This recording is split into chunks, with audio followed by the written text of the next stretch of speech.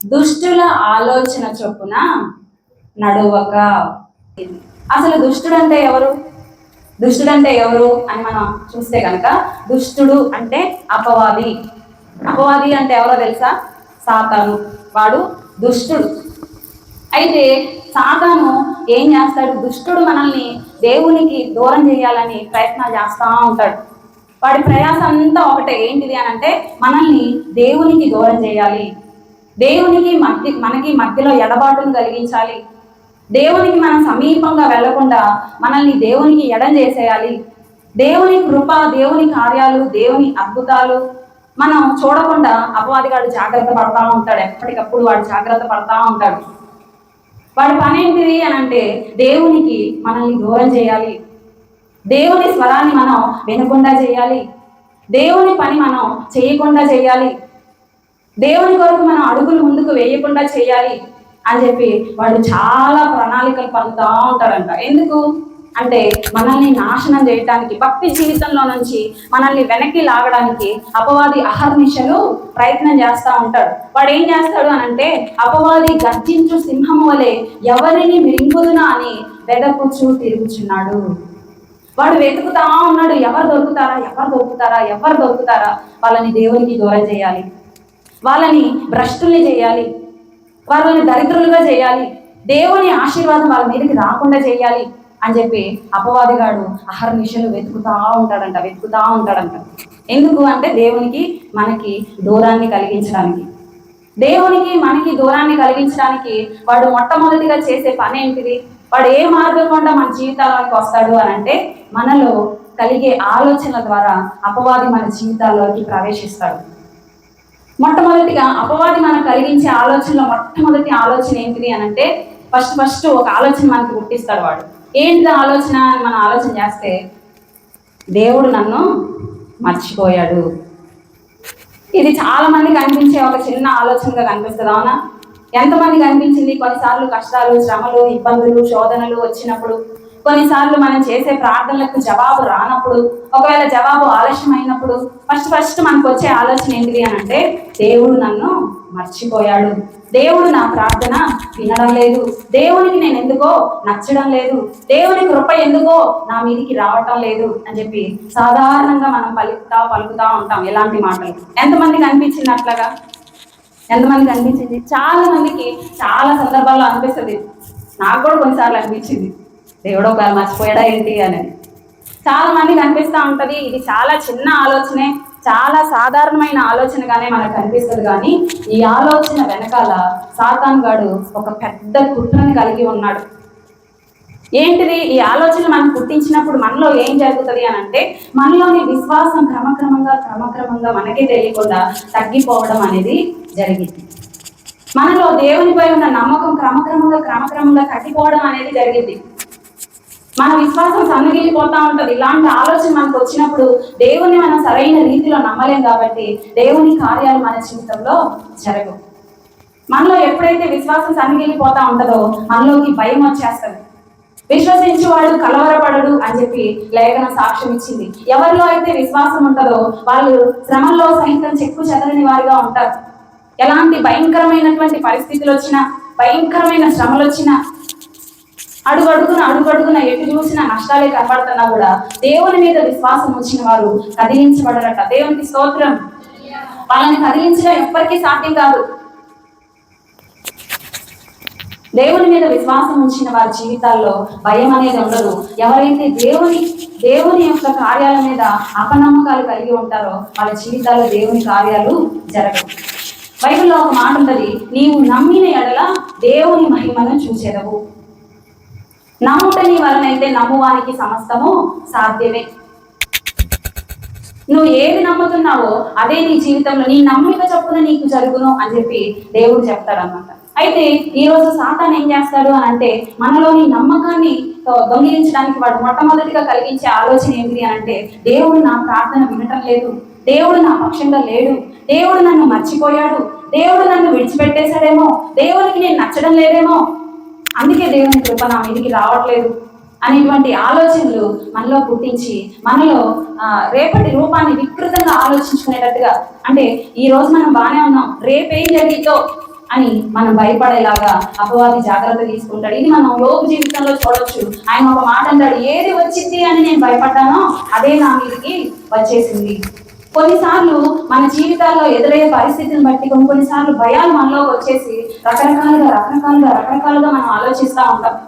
కొన్నిసార్లు ఏదైనా బలహీనత మనకు వస్తే ఈ రోగం పెద్దదైపోద్దేమో, ఇది క్యాన్సర్ కిందకి వెళ్ళిపోద్దేమో, ఇంక నేను చచ్చిపోతానేమో, నా సమాధి కార్యక్రమం ఎలా జరిగిద్దేమో, అందరూ వచ్చి ఇలా గేడి చేస్తారేమో అని చెప్పి ఆలోచించుకుంటా ఉంటారు. కొంతమంది అప్పులోళ్ళు రేపు ఇంటికి వస్తారేమో, నన్ను బజారుకి లాగుతారేమో, నన్ను అవమానపరుస్తారేమో, నా పరువు పోయిద్దేమో, ఇంకా నేను ఎందుకు బ్రతకాలి, ఇంకా చచ్చిపోతే బాగుండు, రేపు వచ్చి వాళ్ళు నన్ను బయటేస్తే నా పరిస్థితి ఏంటి, అందుకే నేను ఈరోజే చనిపోవాలి. ఇట్లాగా అన్ని వ్యతిరేక తలంపులు, నెగిటివ్ ఆలోచనలు మనకు పుట్టిస్తూ ఉంటాడు. అవిశ్వాసపు తలంపులు మనలోకి తీసుకొస్తా ఉంటాడు.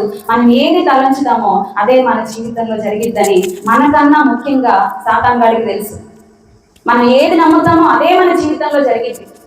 అవిశ్వాసుల జీవితాల్లో దేవుడు కూడా అద్భుతాలు చేయలేడు అని అపవాది వాడికి తెలుసు. కాబట్టి వాడు మొట్టమొదటిగా మనలో అవిశ్వాసపు ఆలోచనలు పుట్టిస్తాడు, దేవుని మీద అపనమ్మకాన్ని కలిగిస్తాడు, దేవుని కార్యాల పట్ల మనకు నమ్మకం లేకుండా చేస్తాడు, దేవునికి మనం దూరం అయిపోయేటట్టుగా వాడు జాగ్రత్త పడతాడు. ఈ నమ్మకం విశ్వాసం అనేది మనకి సామాన్యంగా కనిపిస్తుంది, కానీ దీని వెనకాలే దేవుని యొక్క బలమైన కార్యాలు దాగి ఉన్నాయి. విశ్వాసం మనలో ఉంటేనే మనం దేవునికి ఇష్టలుగా ఉంటామని లేఖనం సెలవిచ్చింది. కొన్నిసార్లు మనుషులకు ఇష్టంగా ఉండాలంటే, కొన్నిసార్లు భర్తలకు ఇష్టంగా ఉండాలంటే భార్యలు ఏం చేయాలి, కష్టపడి పనులు చేయాలి, చెప్పింది చెప్పినట్టుగా చేయాలి, భర్తకు నచ్చినట్టుగా నడుచుకోవాలి. ఒకవేళ మనకి మన భర్తలు నచ్చాలంటే మనకు కూడా కొన్ని ఆలోచనలు ఉంటాయి. అవి చేసినప్పుడు వాళ్ళు మనకి నచ్చుతారు. ఒకవేళ అవి చేయలేదనుకోండి, మనకు అంతగా వారు నచ్చకపోవచ్చు. మనుషులైతే ఇలాగ ఆలోచిస్తారు, మనం ఏదైనా వాళ్ళకి చేస్తే, మన నుంచి ఏదైనా వాళ్ళకి అందుతా ఉంటే మనం ఇష్టపడతారు. కానీ జీవం కలిగిన దేవుడు మనం ఎప్పుడు ఇష్టపడతాడు అని అంటే, మనం ఆయన్ని విశ్వసించినప్పుడు. విశ్వాసం లేకుండా దేవునికి ఇష్టలై ఉండుట అసాధ్యం. కాబట్టి అపవాది ఏం చేస్తాడు, మొట్టమొదటిగా అంటే మనలో అవిశ్వాసపు ఆలోచన తీసుకొస్తా ఉంటాడు, మనల్ని కలవరపరుస్తూ ఉంటాడు, మనం కృంగిపోయేటట్టుగా చేస్తూ ఉంటాడు. శ్రమ దినమున నీవు కృంగితే చేతగాని వాడు అయిపోతావు అని లేఖనం సెలవిచ్చింది. శ్రమలు వచ్చినప్పుడు మనం కృంగిపోయేటట్టు చేస్తాడు, మనం బలహీన పడిపోయేటట్టుగా చేస్తాడు, మనం దేవునికి దూరం అయిపోయేటట్టుగా చేస్తాడు. అరే చర్చికి వెళ్ళాలని వాళ్ళు అంతా బాగానే ఉన్నారే, నేను మంచిగా భక్తి చేస్తా ఉంటే నాకు శ్రమలు ఎక్కువైపోతా ఉన్నాయి, ఈ శ్రమలు నాకు ఎందుకురా బాబు, అసలు చర్చికి వెళ్ళకుండా ఉన్నా బాగుండు అనేటువంటి ఒక భ్రష్ట ఆలోచన అపవాది మనలోకి తీసుకొస్తా ఉంటాడు. ఈ ఆలోచనలు మనల్ని ఎంతగా ప్రభావితం చేస్తాయంటే కొన్నిసార్లు చచ్చిపోవాలని కూడా అనిపిస్తుంది. ఎందుకు ఈ కష్టాలు, ఈ శ్రమలు, ఈ బాధలు, ఈ ఇబ్బందులు ఇవన్నీ పడే కన్నా ఒక్కసారి ఒక 5 నిమిషాలు ముక్కు మూసుకుంటే ఇవన్నీ పీడ వదిలించుకొని పోతాను, ఈ బాధలన్నీ లేకుండా పోతాను, అసలు నేను చచ్చిపోతే వీళ్ళకి నా విలువ తెలిసింది, నేను చచ్చిన తర్వాత తెలిసింది వీళ్ళకి నా విలువ తెలియట్లేదు అని చెప్పి చాలాసార్లు అవిశ్వాసం మనలోకి వచ్చినప్పుడు మనం చేసేటువంటి ఆలోచనలు ఇలా ఉంటాయి. మనల్ని మనం చంపుకునే విధంగా అపవాది మనకు ఆలోచనలు పుట్టిస్తూ ఉంటాడు, చచ్చిపోవాలనే తలంపులు పుట్టిస్తూ ఉంటాడు. ఇంకా నీ జీవితం మారదని వాడి చెవులో చెప్తా ఉంటాడు, ఇంకా నీ బ్రతుకు ఇలాగే ఉంటుంది, నువ్వు ఇంకెప్పుడు ఇట్లాగే ఉంటావు, నీ జీవితంలో ఇంకా ఆశీర్వాదమే రాదు, నీ భర్త మారడు, లేకపోతే నీ పిల్లలు మారరు, నీ కుటుంబం మారదు, ఈ అప్పులు పోవు, ఈ సమస్యలు తీరవు, ఈ ఇబ్బందులు కొలిమి ఆరిపోదు, ఇంకా నీ జీవితం ఇంతే నష్టాల బాటలోనే నీ జీవితం సాగిపోయిద్ది అని చెప్పి అపవాది మాట్లాడుతూ ఉంటాడు. మనం ఆలోచనకి తావిచ్చినప్పుడు మనం ఖచ్చితంగా చనిపోవాలనే తలంపులతోటి చాలా మంది చనిపోయిన వారు కూడా ఉన్నారు. ఇక్కడ ఉన్న వారిలో ఎవరైనా ప్రార్థనలకు జవాబు రావట్లేదనో, కుటుంబ స్థితిగతులు మారట్లేదనో, ఇంట్లో పరిస్థితులు వ్యతిరేకంగా ఉన్నాయనో, చనిపోతే బాగుండు, ఎందుకు నా బ్రతుకు అనుకుంటున్నారేమో. దేవుడు ఆశలు నిరాశపరిచేవాడు కాదు, ఆశలు తీర్చేవాడు ఆయన. దేవునికి స్తోత్రం. ఎప్పుడు పరిస్థితులు ఒకేలా ఉండవు. ఈరోజు ఓడలు రేపు బండ్లు అవుతాయి, ఈ రోజున్న శ్రమలు రేపు ఆశీర్వాదాలు అవుతాయి, ఈ రోజున్న అవమానాలు రేపు పూదండలుగా మారిపోతాయి, ఈ రోజున్న ప్రతికూలతలు రేపు అనుకూలంగా మారిపోతాయి. అవునా? ఎంతమంది దీన్ని నమ్ముతున్నారు? ఎంతమంది నమ్ముతున్నారు? మన దేవుడు అద్భుతాలు చేసే దేవుడు. ఆయనకు అసాధ్యమైంది ఏది లేదు. సమస్తము ఆయనకు సాధ్యమే. ఆయనకు అసాధ్యమైంది ఏది లేదు.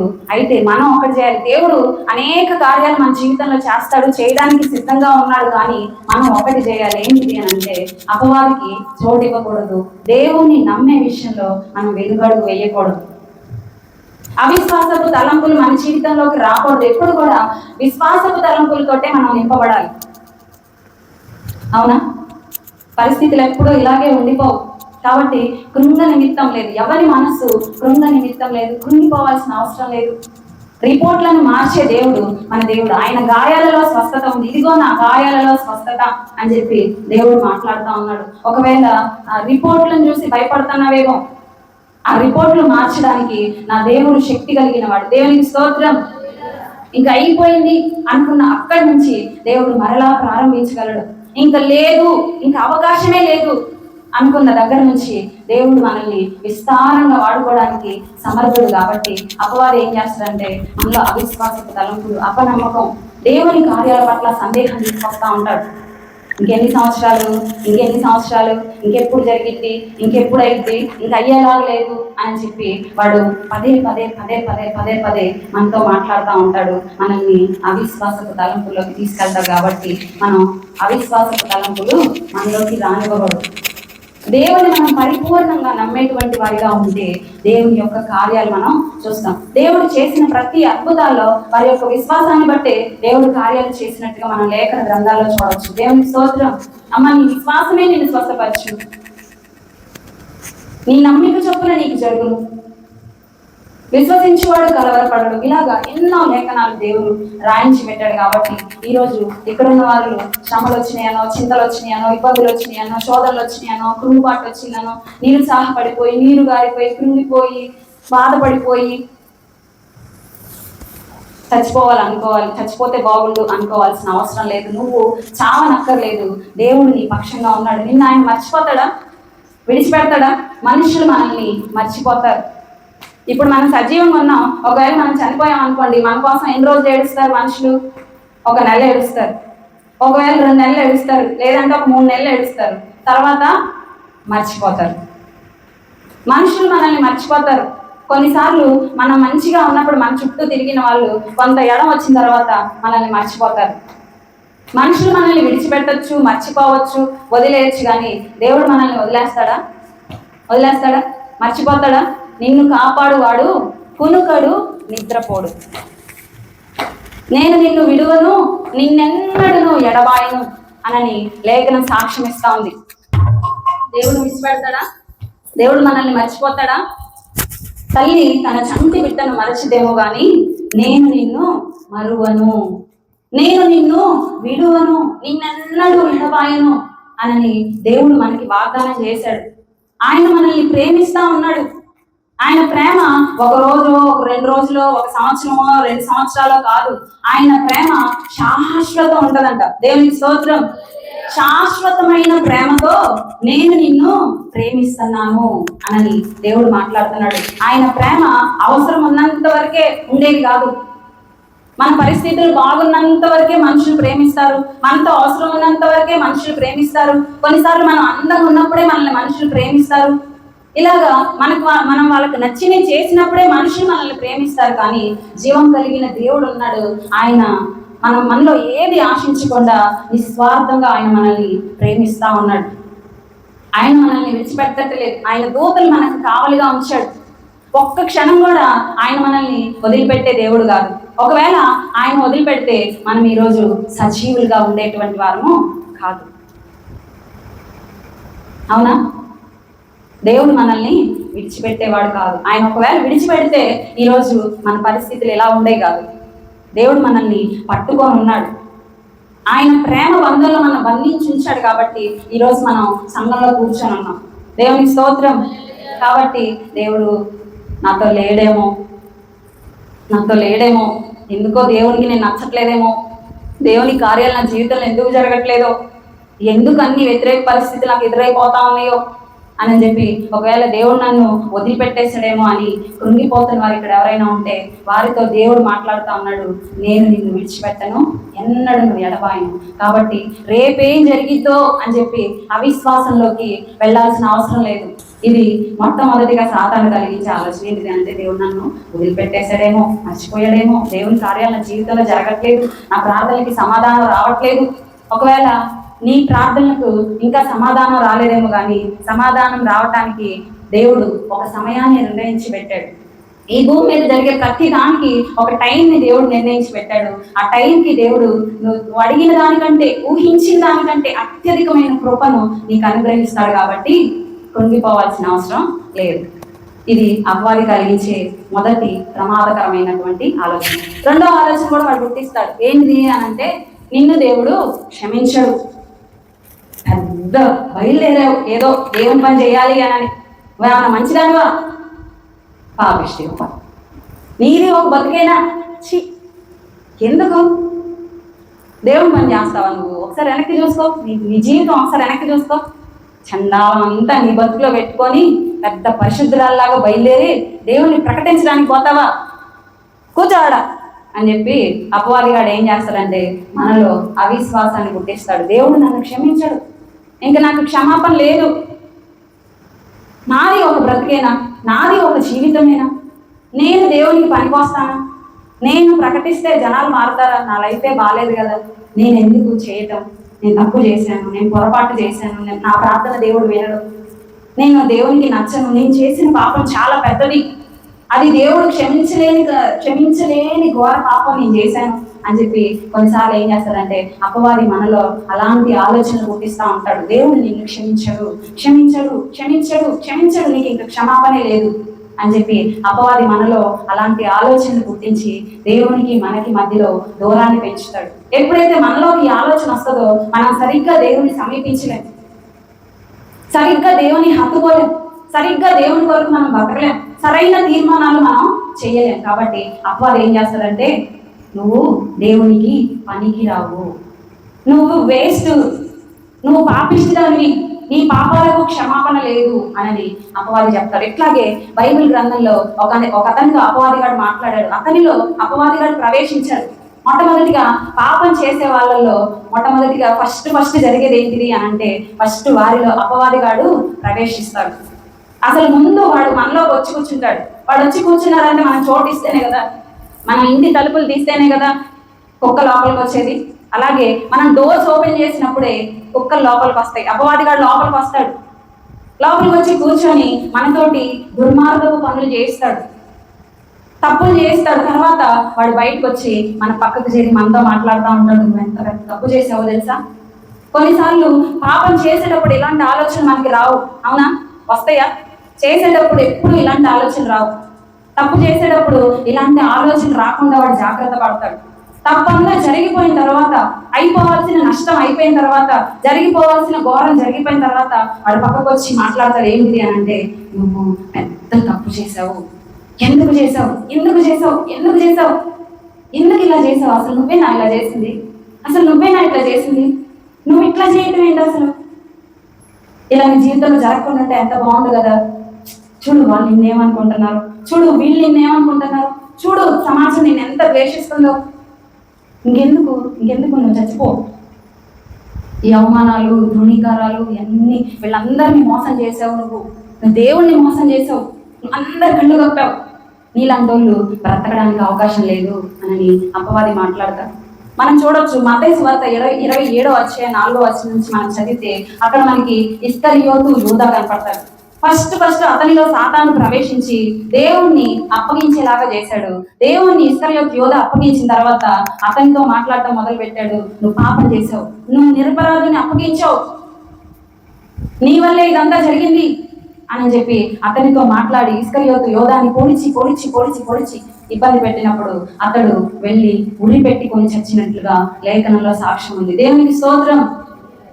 ఇది అపవాది కలిగించేటువంటి ఒక ప్రమాదకరమైన ఆలోచన. అయితే దేవుడు ఏమంటా ఉన్నాడో తెలుసా?